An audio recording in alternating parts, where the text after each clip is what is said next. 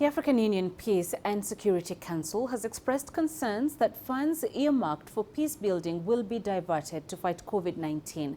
CGTN's Colleta Wanjohi spoke to an expert at a Pan-African think tank about the coronavirus pandemic and the implications for peace and security on the continent.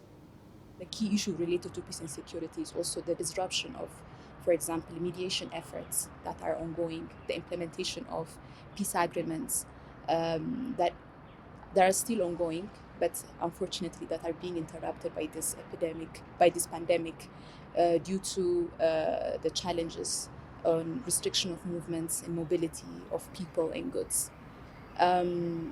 This has also affected peacekeeping operations.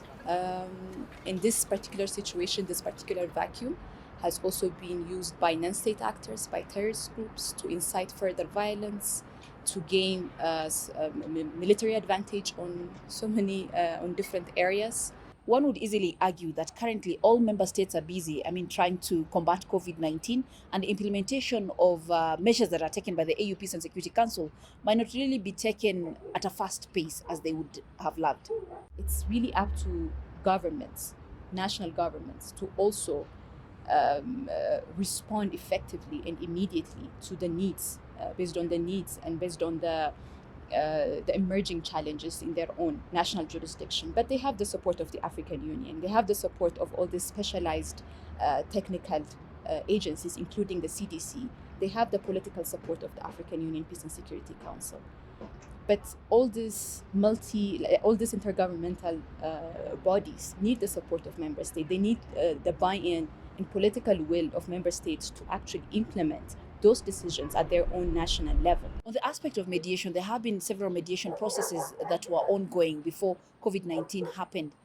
Do you think it's time for the continent to think outside the box and look for other means other than face-to-face mediation processes or facilitation? I personally think that, a certain kind of the diplomacy world, for example, the diplomatic world in particular, requires that kind of interpersonal kind of engagement, for the negotiations, to build a common agenda, like a common kind of to build that common vision. It requires that kind of interpersonal engagement. So the mediation part, consultations, of course, there are some ongoing that are happening that have been disrupted.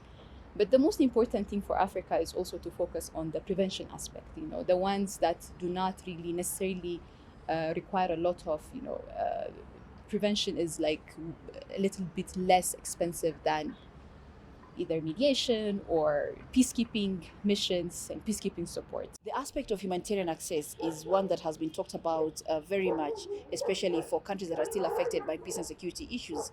How do we go about this in a situation whereby movement is a problem, people fear for their own lives? How do we go about this? We've already have set kind of standards, humanitarian standards that need to guide us in times of conflict and in times of this kind of emergencies and this kind of pandemics. So we have those set standards, global as well as continental set standards that we need to abide to. We need to adhere to this kind of standards.